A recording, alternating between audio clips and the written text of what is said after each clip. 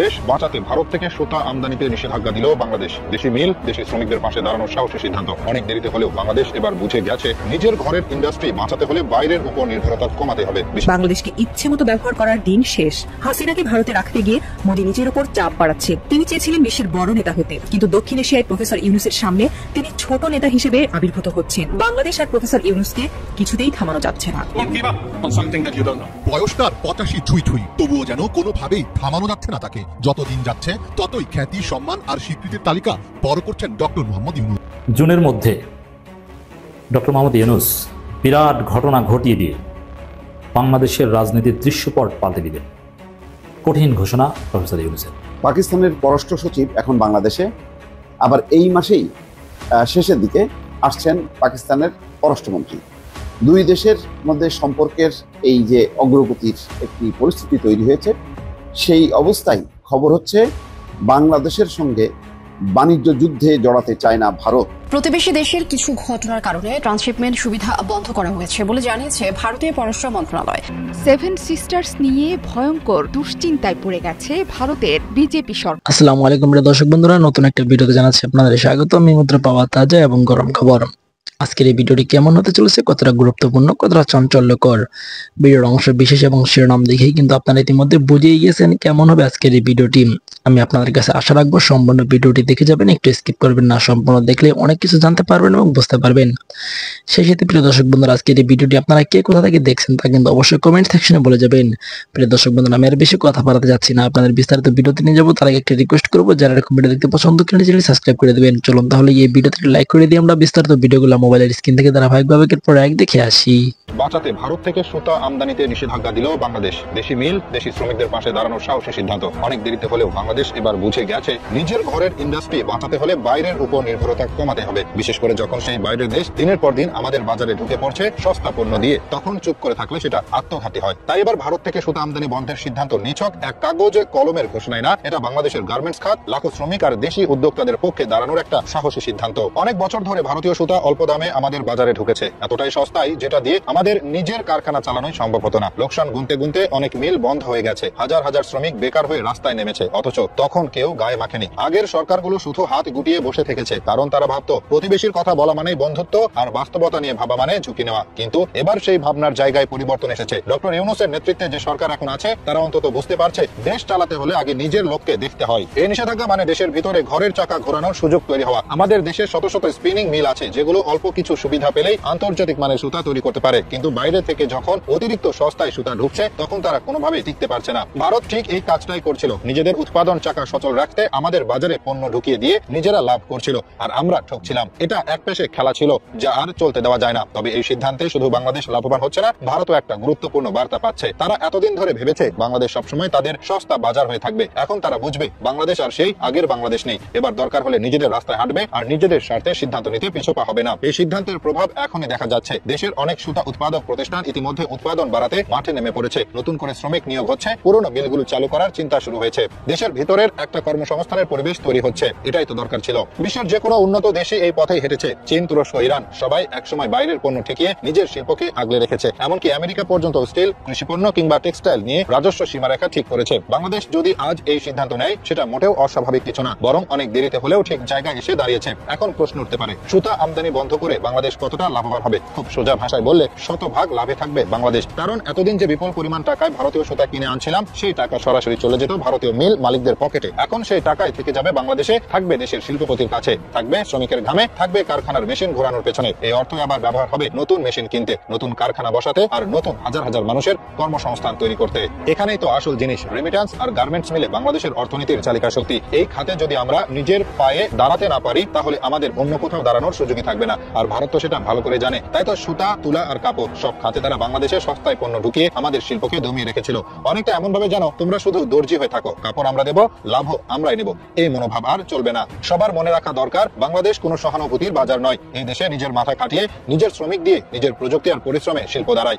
ভারত এই সত্যটা সহ্য করতে পারে না বলেই বারবার নিজেদের পণ্য ঢুকিয়ে আমাদের পণ্য রপ্তানিতে বাধা দিয়ে, এমনকি মশলা, পেঁয়াজ বা ভিসার শর্ত দিয়েও আমাদের কোণঠাসা করতে চেয়েছে। এই সুতা ইস্যু আসলে সেই সব কিছুরই জবাব। আগের সরকাররা যেভাবে ভারতকে বন্ধু বানিয়ে মাথার উপরে বসিয়ে রেখেছিল, এখনকার সরকার ঠিক সেই জায়গা থেকে নেমে এসে বলেছে বন্ধুত্ব একতরফা হলে সেটা আর বন্ধুত্ব থাকে না, সেটা ঠকানো। আর আর তাই দেশের স্বার্থে এই নিষেধাজ্ঞা পুরোপুরি যুক্তিযুক্ত। এই নিষেধাজ্ঞার সবচেয়ে বড় উপকার যাদের জন্য, তারা হলো দেশের গার্মেন্টস কারখানার সঙ্গে জড়িত লাখো শ্রমিক, ক্ষুদ্র ও মাঝারি উদ্যোক্তা এবং স্থানীয় সুতা উৎপাদনকারীরা। এতদিন তারা কষ্ট করে ঋণ নিয়ে কারখানা চালাতো, কিন্তু বাজারে ভারতীয় সস্তা সুতা ঢুকে পড়লে সব হিসাব গড়বড় হয়ে যেত। নিজেরাই পণ্য উৎপাদন করে অথচ লাভ যেত অন্য দেশের হাতে। এখন সেই চক্র ভাঙা শুরু হয়েছে। সুতা শুধু দিল্লির রায়সিনা হিলের এক নির্জন কক্ষ, টেবিল ল্যাম্পের ক্ষীণ আলো পড়েছে। নরেন্দ্র মোদী নিঃশব্দে বসে, তার কপালে চিন্তার গভীর ভাঁজ। টেবিলে ছড়ানো বাংলাদেশের মানচিত্র, গোয়েন্দা ফাইল আর ভারতীয় গণমাধ্যমের শিরোনাম। তার মাথায় একটাই প্রশ্ন ঘুরছে, কিভাবে সবকিছু হাতের মুঠো থেকে পিছলে গেল? একসময় বাংলাদেশ ছিল তার নিয়ন্ত্রণে, শেখ হাসিনা ছিলেন তার প্রিয় বন্ধু, কিন্তু সব বদলে দিয়েছেন এক গ্রামীণ চেকের ফতুয়া পড়া নোবেলজয়ী অর্থনীতিবিদ ডক্টর মোহাম্মদ ইউনূস। যাকে ভিলেন বানানোর চেষ্টা করেছিলেন মোদী, সেই এখন বাংলাদেশের ত্রাণকর্তা। আর ভারতে ইউনূসের প্রশংসায় মুখর মোদী বিরোধীরা। শীতাতপ নিয়ন্ত্রিত কক্ষেও মোদীর কপালে চিকন ঘাম জমছে। হাজার কোটি রুপির পরিকল্পনা কি জলে গেল? ইউনূসের উত্থান ভারতের মোদী বিরোধীদের মনে নতুন আশা জাগিয়েছে। এখন মাঝে মাঝে ভারতীয় গণমাধ্যমে ইউনূসের প্রশংসার বন্যা বইছে, আর এর পেছনে রয়েছেন মোদীর বিরোধীরা। কংগ্রেস নেতা শশী থারুর পররাষ্ট্র বিষয়ক সংসদীয় কমিটির সভাপতি ইউনূসের পক্ষে সোচ্চার।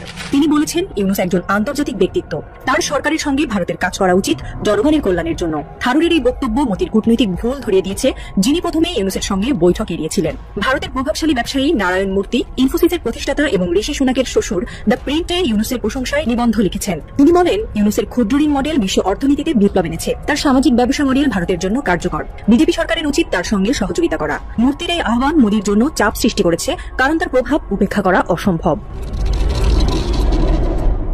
ভারতের বিরোধী দল কংগ্রেস, তৃণমূল কংগ্রেস, বামপন্থীরা বাংলাদেশের গণ অভ্যুত্থান নিয়ে গবেষণা করছে। তারা বিশ্লেষণ করছে কিভাবে ছাত্র জনতা হাসিনার মতো শক্তিশালী শাসককে হটিয়েছে।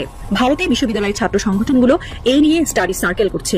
ইউনূসের নেতৃত্ব তাদের জন্য অনুপ্রেরণা। তারা ইউনূসের সঙ্গে কাজ করে মোদীর একছত্র রাজনীতির বিরুদ্ধে নতুন শক্তি সঞ্চয় করতে চায়। পাকিস্তানের পররাষ্ট্র সচিব এখন বাংলাদেশে, আবার এই মাসেই শেষের দিকে আসছেন পাকিস্তানের পররাষ্ট্রমন্ত্রী।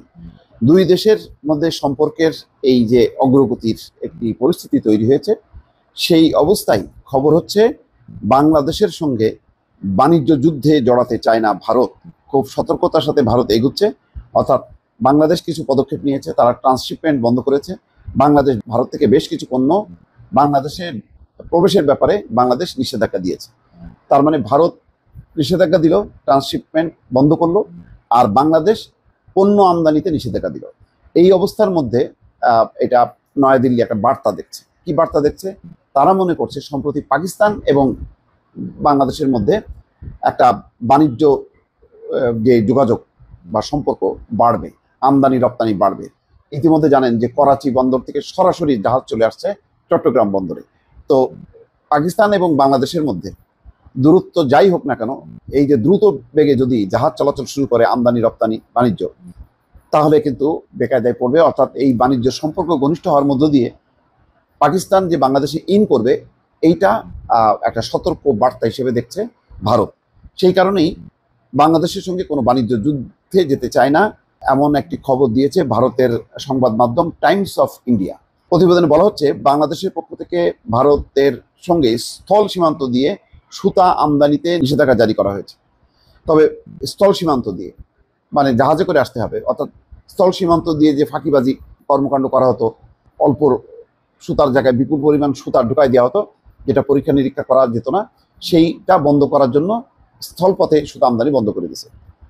এতে ভারতীয় ব্যবসায়ীরা ক্ষতিগ্রস্ত হবে নিঃসন্দেহে।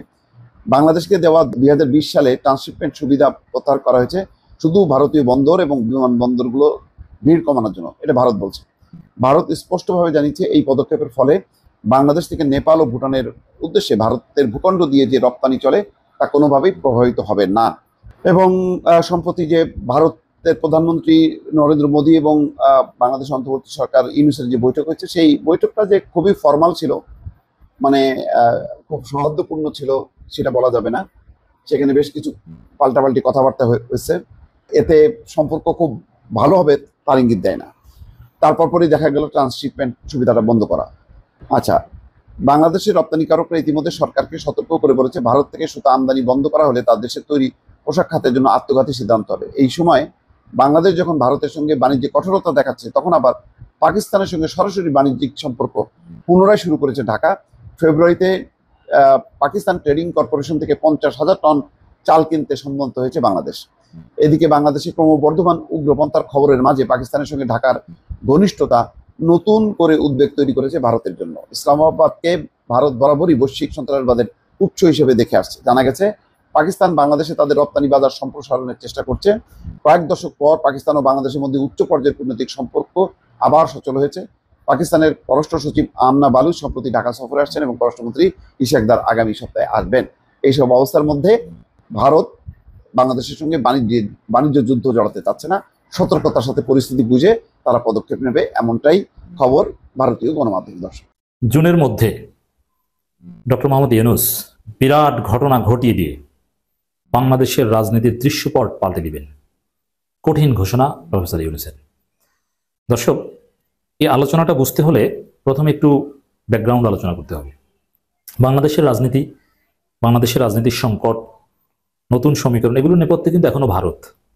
এই যে দেখেন, ইন্টারিম গভর্নমেন্ট তো কখনো ইলেক্টেড হয় না, ইন্টারিম গভর্নমেন্ট এর বৈধতা থাকে অন্যভাবে। তাই সেই ইন্টারিম গভর্নমেন্টকে বিএনপি বলছে তারা প্রত্যেকদিন স্মরণ করিয়ে দিবে তারা অনির্বাচিত। বিএনপি কিভাবে এই ফালতু কথাটা বলে, কথাটা কতটা ফালতু এটা বুঝতে হলে আপনাকে একটা উদাহরণ দিই। উদাহরণটা হচ্ছে, আপনার একটা ষাঁড় গরু আছে, বলদ গরু। তা আপনি বলেন যে এই বলদ গরুর দুধ হয় না কেন, বাচ্চা হয় না কেন? এটা যেরকম ফালতু প্রশ্ন, এরকম ডক্টর ইউনূস সরকার অনির্বাচিত সরকার এই কথা বলাটা সেরকম ফালতু প্রশ্ন। কারণ ইন্টারিম গভর্নমেন্ট তো নির্বাচিত হয় না ভাই, এটা আপনি কেন বোঝেন না? কিন্তু ভারত বা ভারতীয় মিডিয়া ডক্টর ইউনূস সরকারকে আনইলেক্টেড গভর্নমেন্ট বলে শুরু থেকে প্রচারণা চালাচ্ছে। তো বিএনপি এখন ভারতের ওই টার্ম ধার করে ডক্টর ইউনূসের সমালোচনা করছে।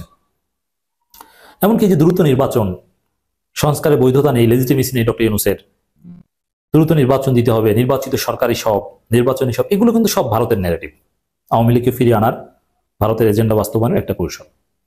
এর মানে বাংলাদেশে রোজার আগে নির্বাচন বলেন আর ডিসেম্বরে নির্বাচন বলেন আর ডক্টর ইউনূসের বিরুদ্ধে বলেন, এগুলো সবকিছুর নেপথ্যে ভারত। বরং ভারত ট্রাম্প প্রশাসনের একটা অংশ অলরেডি ম্যানেজ করার চেষ্টা করছে। এই জায়গাটায় ভারতের অবস্থান খুব ইম্পর্টেন্ট। বাংলাদেশের রাজনীতির গতি প্রকৃতিতে এখনো ভারতের প্রভাব অপরিসীম। যেমন বিএনপি ভারতের কথায় চলে, এমনকি জামাতও সেই সুরে সুর ধরে। তো দর্শক, এখন আপনাকে বুঝতে হবে ভারতকে কিভাবে দুর্বল করা যায়। এটাও একটু ব্যাকগ্রাউন্ড থেকে আসি। এই যে মোদি ইউনূস বৈঠক হয়েছে ব্যাংককে, এই বৈঠক মোদি কেন করেছেন? নানান কারণ আছে। তার একটা কারণ হচ্ছে মোদির সামনে বিপদ। যেমন দুইটা কেসে মোদি ইন্টারন্যাশনালি ফেসে যেতে পারেন। একটা হচ্ছে বাংলাদেশের যে বিডিআর হত্যাকাণ্ড বা সেনা বিদ্রোহ, সেনা হত্যাকাণ্ড, পিলখানার ট্র্যাজেডি, তখন তার মোদি ছিলেন না, কিন্তু ভারত রাষ্ট্রীয়ভাবে যে সেই পিলখানা ট্র্যাজেডিতে জড়িত ছিল, দেশপ্রেমিক সেনাবাহিনীকে যে ভারত হত্যা করেছে, এটা বাংলাদেশের জনগণ বুঝে জানে, যার ফলে সেই ট্র্যাজেডির রহস্য উদ্ঘাটন আজও হয়নি। এখন এটা হতে পারে, হওয়ার সম্ভাবনা তৈরি হয়েছে। তো দেখেন, পিলখানা ট্র্যাজেডিতে যে ভারতের সম্পৃক্ততা, এটা যদি সামনে আসে তাহলে ভারত রাষ্ট্রীয়ভাবে ধরা খাবে, ইন্টারন্যাশনাল কঠিন চাপে পড়বে যে তোমরা আরেকটা দেশের সেনাবাহিনীকে এইভাবে হত্যা করে এসেছো, দেশপ্রেমিক সেনাবাহিনী এত খারাপ, কঠিন পরিস্থিতিতে পড়বে। এবং বিএনপি নেতা সালাউদ্দিন আহমেদকে যে গুম করা, সেই গুম র এবং হাসিনা করেছে, এবং এটা মোদি জানতেন। আন্তরাষ্ট্রীয় গুম, এটা র এর কনসার্ন ছাড়া হতেই পারে না, আর র চিফ হচ্ছে নরেন্দ্র মোদী। এই জায়গা থেকে এই দুইটা কেসে, এই আন্তরাষ্ট্রীয় গুম, সালাউদ্দিন গুম কেস এবং পিলখানা ট্র্যাজেডি কেস, এই দুইটা কেসে মোদির নাম বা ভারতের নাম আনুষ্ঠানিকভাবে রাষ্ট্রীয়ভাবে ভারতের সম্পৃক্ততা আসতে পারে, যেটা ভারতকে ইন্টারন্যাশনালি চরম বেকায়দায় ফেলবে। এই উপলব্ধি থেকে ডক্টর ইউনূসের সাথে একটা ডিল করতে বা ডিল করার রাস্তা তৈরি করতে ব্যাংককে অনিচ্ছা সত্ত্বেও মোদি বৈঠক করেছেন ডক্টর ইউনূসের সাথে। কিন্তু সেই বৈঠকে যে অনেক কিছু হয়ে গিয়েছে সেটা না। এখন হতে পারে সামনে সেই বৈঠকের ফলাফল সামনে দেখতে পান। কি ফলাফল? মোদিকে যদি আরো চাপ দেওয়া হয় যে এই সালাউদ্দিন গুম কেসে এবং পিলখানা ট্র্যাজেডি কেসে কিন্তু তোমরা ফাঁসতে যাচ্ছ, অতএব কি করবা? হাসিনাকে ফেরত দিবা, বাংলাদেশের রাজনীতি নিয়ে ফাজলামি বন্ধ করবা, না ধরিয়ে দেবো, কোনটা?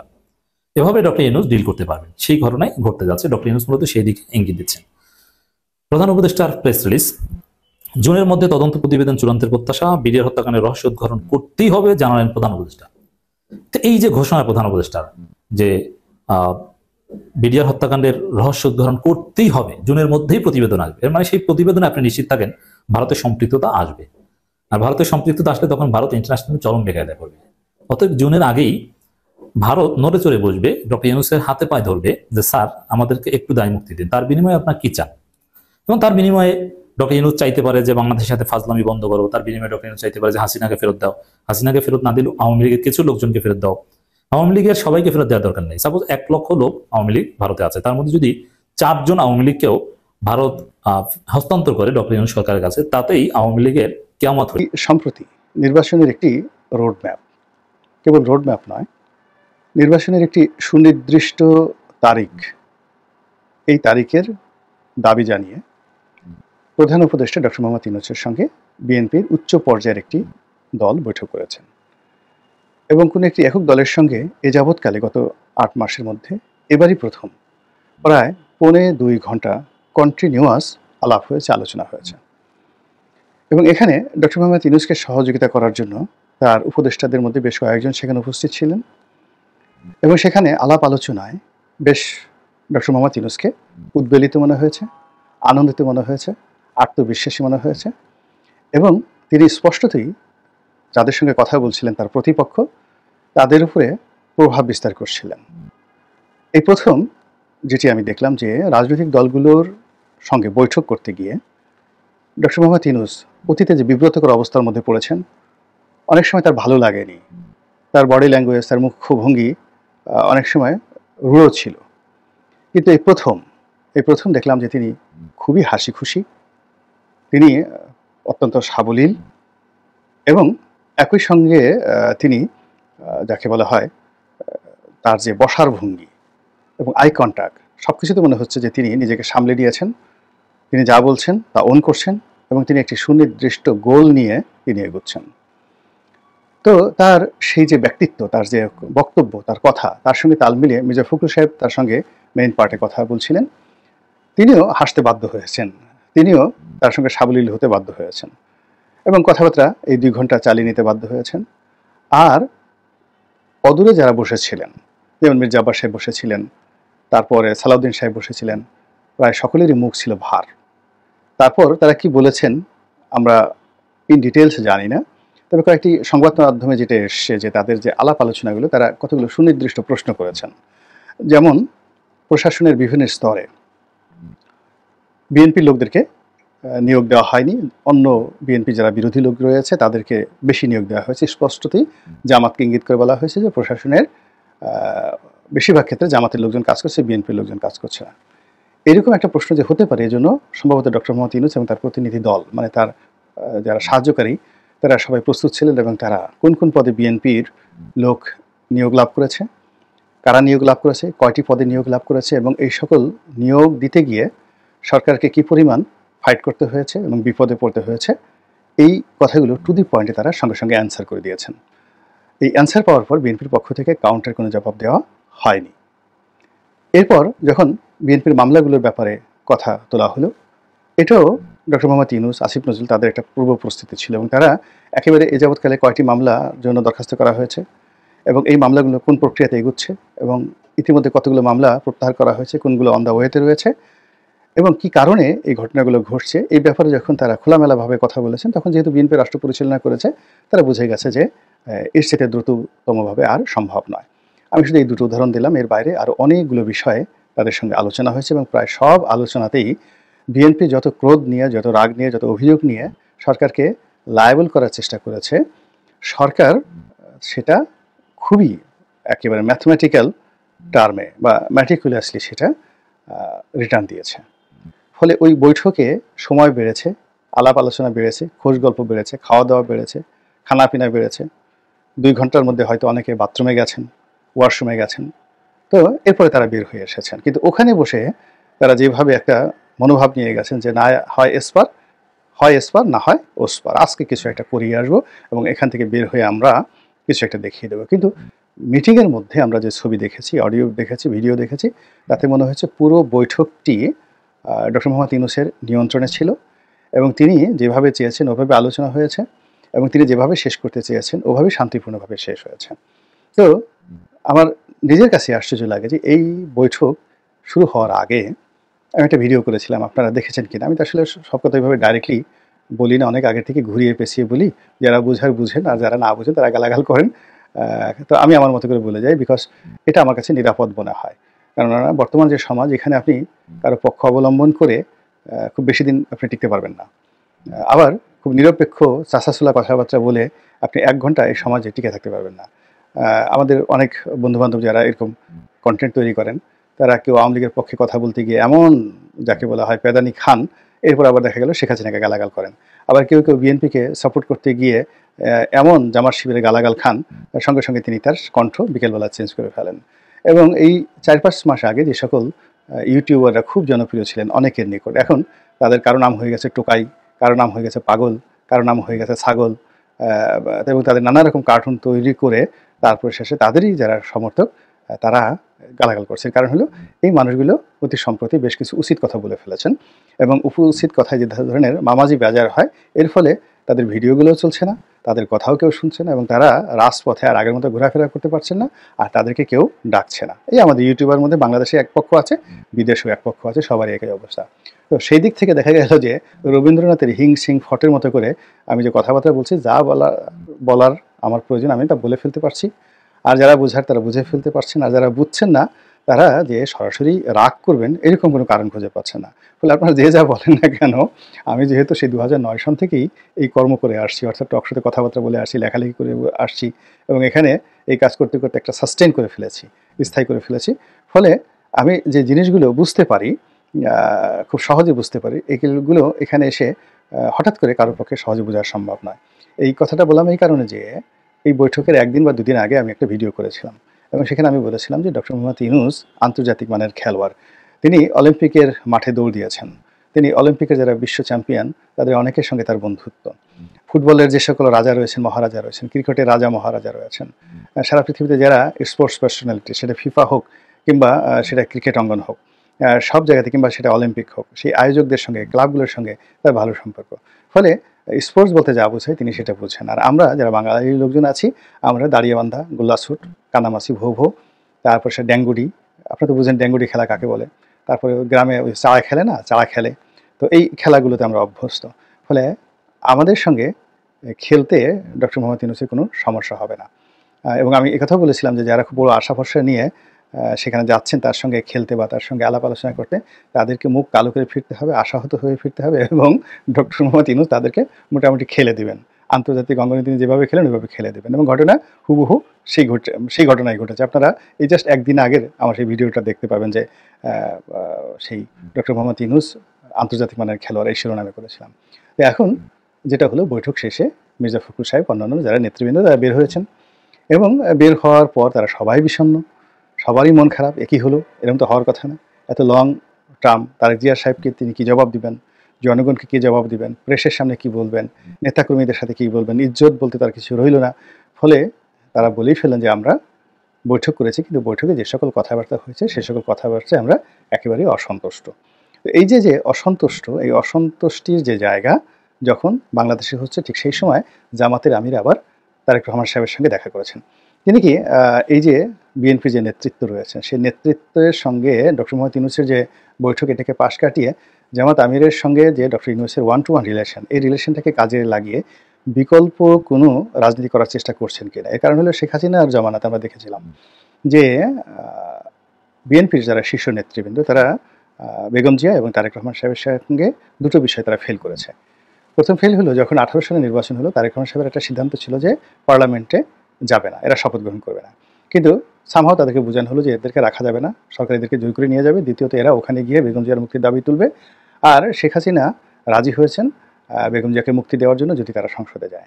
তো সেখানে বিএনপি রামধরা খেয়েছে। সেকেন্ড হলো বেগম জিয়ার মুক্তির জন্য, জেলখানা থেকে মুক্তির জন্য বিএনপির যারা নেতা তারা সবাই 100% ব্যর্থ হয়েছে। তো সেখানে তারেক রহমান সাহেবের পরিবার বা বেগম জিয়ার পরিবার সরাসরি সরকারের সাথে লেনাদেনা করেছে, সমঝোতা করেছে, এবং সেই সমঝোতার ভিত্তিতে পারিবারিক সম্মতিতে বেগম জিয়া জেলখানা থেকে বের হয়ে এই গুলশানের বাসায় থাকার অনুমতি লাভ করেছেন।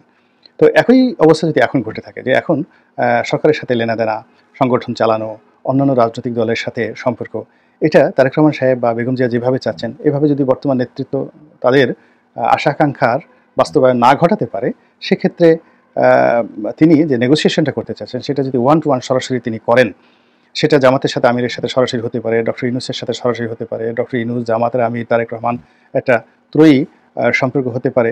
এটাও হতে পারে। তো এটা মানে একদিকে ঢাকাতে যেভাবে বৈঠক হচ্ছে, যেভাবে অসন্তুষ্টি দেখা যাচ্ছে, আবার অন্যদিকে লন্ডনে যেভাবে হচ্ছে এবং তারেক রহমান সাহেবকে যেভাবে রিল্যাক্স তিনি বিড়াল নিয়ে খেলছেন, বিড়ালকে তিনি সিনেমা দেখাচ্ছেন, বিড়ালকে কোলে নিচ্ছেন এবং সেই দৃশ্য আবার তিনি যাকে বলা হয় ফেসবুকে দিয়ে দিচ্ছেন। ইট মিনস সে খুব চিল্ড মুডে আছে, এবং এই চিল মুডের অনেকগুলো কারণ থাকে। আমাদের পরিবারের মধ্যে দেখা গেল যে আমরা নিজের ছেলে মেয়ে ভাই ব্রাদারকে একটা দায়িত্ব দিলাম, কিন্তু সে আমাকে হাঙ্কি ফাঙ্কি সব বুঝিয়ে দিল, আর আমি অন্য একটা লোক দিয়ে ঠিকই, যেমন ছেলেকে পাঠালাম যাও বাজার থেকে দুধ নিয়ে আসো, সে সারাদিন দুধ নেয়া কিনে ড্যাঙ্গুডি খেললো, কানামাছি খেললো, গুল্লা স্যুট খেললো, ফুটবল খেললো, খেলে দিলে সন্ধ্যার সময় আসে পরিষ্কার হয়ে আসা বলে যে বাবা বাজারে গিয়ে কোনো দুধ পাইনি। তো বাবা আগেই জানতেন যে ছেলে তো এরকম কাজই করবে, ড্যাঙ্গুডি খেলবে, তো সে আবার তার রাখালকে দিয়ে সে দুধ ঠিকই এনে রেখেছে। তখন মুসকে এসে বলছে ঠিক আছে বাবা, অসুবিধা নেই, আসো। তো তার সম্পর্ক রক্ষা রইল, আর এদিকে তার দুধও হয়ে গেল, আর ছেলেরও ড্যাঙ্গুডি খেলা হয়ে গেল। এরকম আমাদের রাজনীতিতে কানামাছি বহুপর ড্যাঙ্গুডি খেলার যে অবস্থা, সেটা যে আসলে কীভাবে হচ্ছে বোঝা যাচ্ছে না। তবে লন্ডনের যেটা মারেফত, মানে বেগম জিয়া, তারেক রহমান সাহেব, আমাদের শফিকুর রহমান সাহেব, তাদের যে বৈঠক, এটিকে একটা মারেফতি চিল্লায় আপনি ফেলে দেন।